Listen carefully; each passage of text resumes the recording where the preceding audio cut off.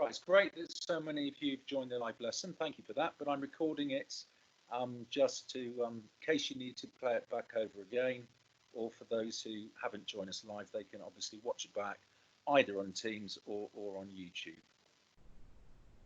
So, brand new topic today. Okay, it's called nets, and it's something I personally actually struggle with a bit. I find it quite hard to sort of visualize these, so you may well be better at this than I am. It's also something that's quite hard to model unless you've got some quite sophisticated software. So I think I'm going to be directing you towards Mr. Hegarty's video to watch, because he's got more sophisticated software than I've got. So we've got a lesson first thing tomorrow as well. So we'll see how you get on with this, and then on the back of how successful you guys are, I will then make a decision on what we do first thing tomorrow.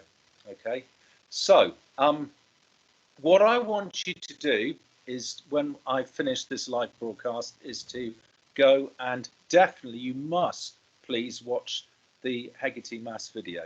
Okay, I don't want any of you launching straight into this, because I won't be giving you much of an explanation. Okay, so please watch the video and then go and do 833 quiz. As always, I will keep an eye on any posts you're making, and I will transfer your marks across from Hegarty onto Teams once I can see that you've finished. So you've either finished because you've got 100%, or you've finished because you've gone and clicked handed in over on Teams. Okay. Now nets are basically what you get when you sort of flatten a three-dimensional surface. All right, so I don't know if you can picture this one here, guys. If you just imagine that rectangle being sort of folded around, that's going to form like a toilet roll. That's going to form like a cylinder, an open-ended cylinder, and then you could then plop these two tabs down on the ends. That would fill the two circles at the end, so that's making a cylinder.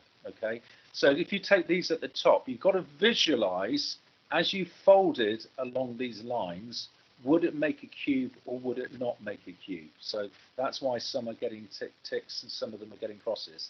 And it tends to be one of these things. You've just got to be able to visualize doing it. You've just got to be able to do it in your head. And, you know, I find that difficult. I mean, I can see straight away that the bottom left one would not form a cube. I mean, that's obvious. But something like that, it really takes a bit of time as you imagine folding it. Would that form a cube or not? This one would. I mean, again, I can kind of see that one.